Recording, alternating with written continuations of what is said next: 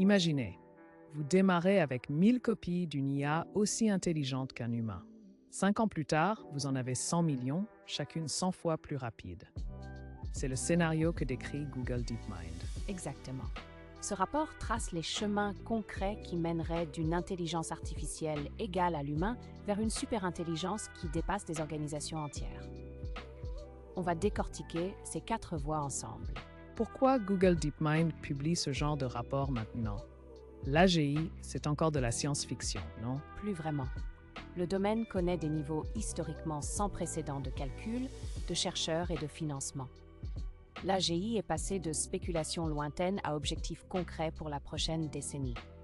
Ce rapport anticipe ce qui vient après, la superintelligence. Comment les chercheurs définissent-ils les étapes entre l'IA actuelle et la superintelligence? Ils décrivent un continuum. D'abord l'IA étroite actuelle, puis l'AGI au niveau humain, ensuite l'ASI, une intelligence supérieure à de grandes organisations humaines, et enfin l'IA universelle, un concept théorique bien compris qui sert de point de référence formel. Concrètement, qu'est-ce qu'une superintelligence? C'est juste une IA très rapide? Non, c'est bien plus. Intuitivement, c'est un système plus intelligent et cognitivement capable que de grandes organisations d'humains travaillant ensemble. Pas juste un individu brillant, mais l'équivalent de milliers d'experts coordonnés, avec des capacités qualitativement nouvelles. Comment passe-t-on concrètement de l'AGI à la superintelligence? Le rapport identifie 4 voies. La mise à l'échelle, plus de calculs, plus d'instances, les changements de paradigme, de nouvelles architectures fondamentales, l'amélioration récursive, l'IA s'améliore elle-même, et enfin l'émergence collective, de nombreuses IA collaborant pour produire une intelligence supérieure à la somme des parties. Vous avez mentionné la mise à l'échelle.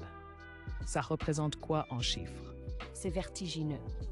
Même si l'AGI était coûteuse au départ, avec seulement 1000 instances au démarrage, la loi de Moore et les progrès en efficacité donneraient 10 000 instances après 1 an et 100 millions après 5 ans.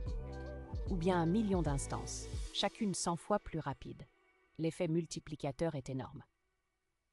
Quelle est la différence entre une IA qui s'améliore elle-même et un collectif d'IA? L'amélioration récursive, c'est une seule IA qui modifie son propre code ou architecture pour devenir plus performante, créant potentiellement une boucle accélératrice.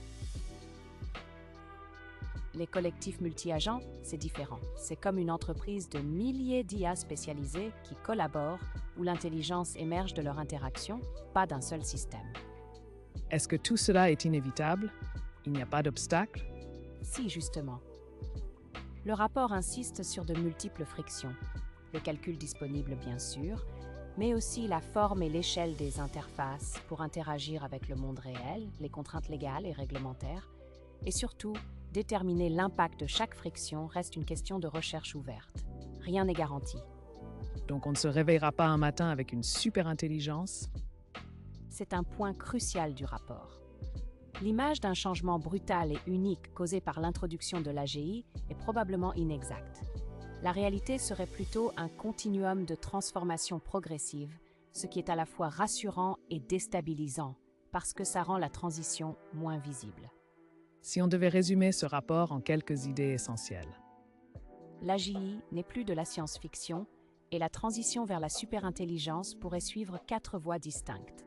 La mise à l'échelle seule pourrait produire 100 millions d'instances en 5 ans.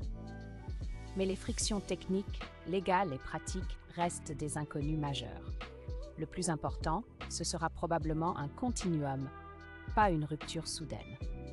Si ce sujet vous intéresse, explorez aussi les travaux sur l'alignement de l'IA, c'est le complément essentiel.